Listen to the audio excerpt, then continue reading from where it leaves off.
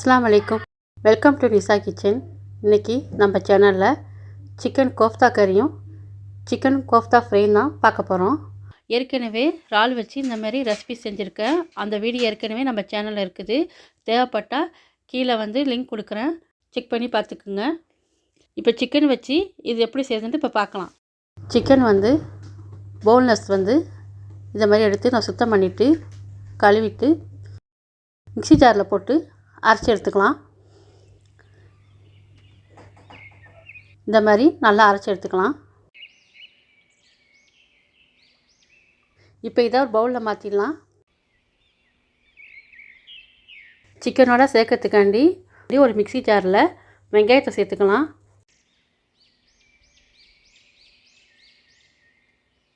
அதில் பச்சை மிளகாய் சேர்த்துக்கலாம்.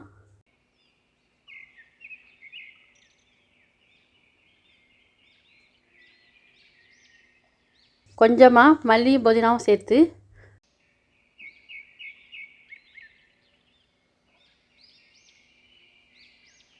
நல்லா அரைச்சி எடுத்துக்கலாம். தண்ணிலாம் ஊற்ற வேணாம். தண்ணி ஊற்றாமல் இந்த மாதிரி அரைச்சி எடுத்துக்கலாம். குறப்பாக அரைச்சி வச்சுருந்த சிக்கனில் இதுக்கு தேவையான உப்பு சேர்த்துடலாம்.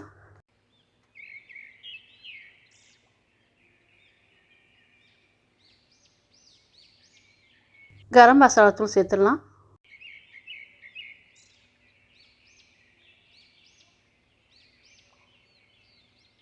இஞ்சி பூண்டு பேஸ்ட்டு சேர்த்துடலாம்.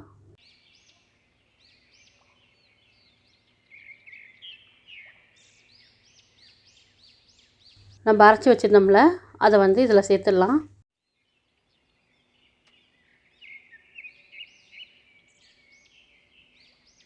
இதில் ஒரு முட்டையை சேர்த்துக்கலாம்.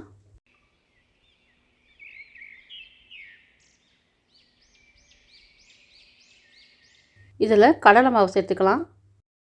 கடலை மாவு இல்லைனா கூட நீங்கள் பொட்டுக்கடலை மாவு கூட சேர்த்துக்கலாம். கொஞ்சம் தண்ணியாக இருக்கிற மாதிரி இருந்துச்சுன்னா எக்ஸ்ட்ரா கொஞ்சம் மாவு சேர்த்துக்கலாம். சேர்த்துட்டு நல்லா அது மாதிரி பெரட்டி எடுத்து வச்சுக்கலாம். இது அப்படியே இருக்கட்டும்.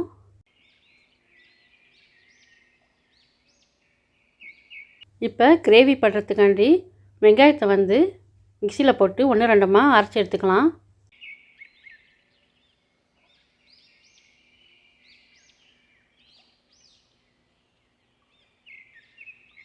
இந்த மாதிரி 1-2 அரைச்சி எடுத்துக்கலாம். ஒரு பேனில் பட்டை, கிராம்பு, ஏலக்காய் சேர்த்துக்கலாம். இதில் அளவுலாம் வீடியோ கீழே வரும், செக் பண்ணி பார்த்துக்குங்க. இதில் ஆயில் சேர்த்துடலாம்.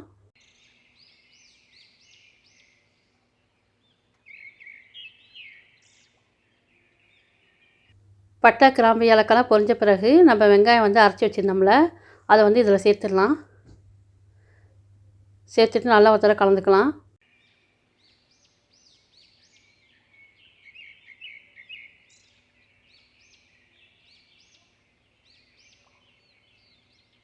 இதில் இஞ்சி பூண்டு பேஸ்ட்டு சேர்த்துடலாம். சேர்த்துட்டு நல்லா ஒரு தடவை கலந்துக்கலாம்.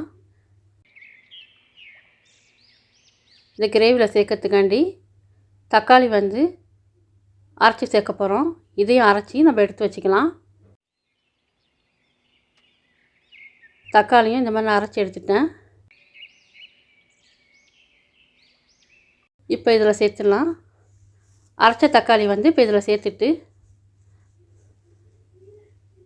நல்லா கலந்துட்டு இதுக்கு தேவையான மசாலா பொருள்லாம் சேர்த்துடலாம். மிளகாய் தூள் சேர்த்துடலாம்.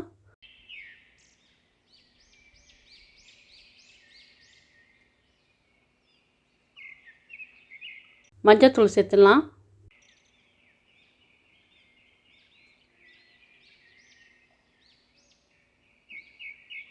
பெப்பர் சேர்த்துடலாம்.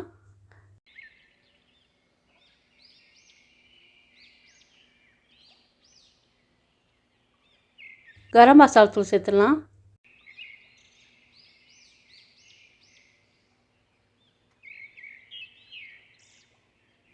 அதோட சீரகத்தூளும் சேர்த்துக்கலாம்.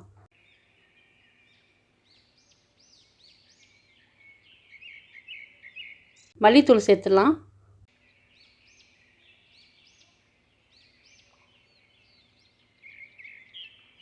கடைசியில் இதுக்கு தேவையான உப்பு சேர்த்துக்கலாம். சேர்த்துட்டு நல்லா கலந்துக்கலாம். நல்லா ஒரு தடவை கலந்துக்கலாம்.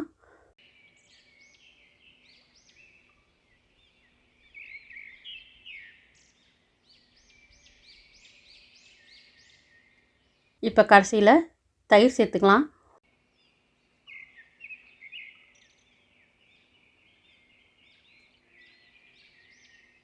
தயிர் சேர்த்துட்டு நல்லா கலந்துட்டு இதுக்கு தேவையான தண்ணி சேர்த்துடலாம். அப்படியே மூடி போட்டு கொதிக்க விட்டுக்கலாம். இப்போ நல்லா கொதிச்சு ரெடி ஆகிடுச்சு.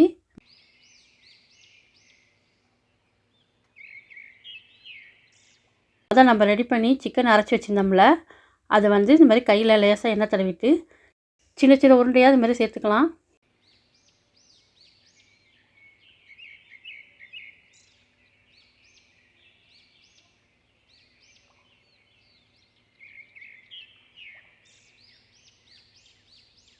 சேர்த்துட்டு மூடி போட்டு வேகிற வரைக்கும் வெயிட் பண்ணலாம்.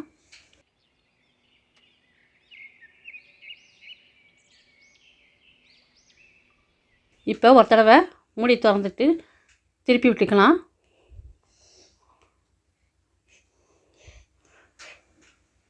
கீழ்ப்பக்கமும் நல்லா வேகட்டும். மறுபடியும் கவர் பண்ணி வேக வச்சு எடுத்துக்கலாம். இப்போ கடைசியில் மேலே மல்லிக்கீரை சேர்த்துடலாம்.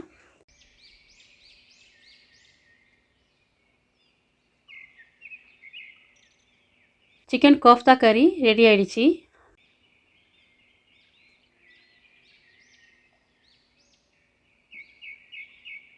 இப்போ சிக்கன் கோஃப்தா ஃப்ரை வந்து எப்படி செய்யுதுன்னு பார்க்கலாம். ஃபஸ்ட்டு ஒரு பேன் வச்சு ஆயில் சேர்த்துக்கலாம். ஆயில் சூடு வந்த பிறகு முதல்ல நம்ம ரெடி பண்ணி அரைச்சி வச்சுருந்தோம்ல அந்த சிக்கனை வந்து இந்த மாதிரி சின்ன சின்ன உருண்டையாக இந்த மாதிரி எடுத்து எண்ணெயில் போட்டு ஃப்ரை பண்ணி எடுத்துக்கலாம். நல்லா 2 பக்கம் வெந்து ஃப்ரை ஆனதோட எடுத்துடலாம்.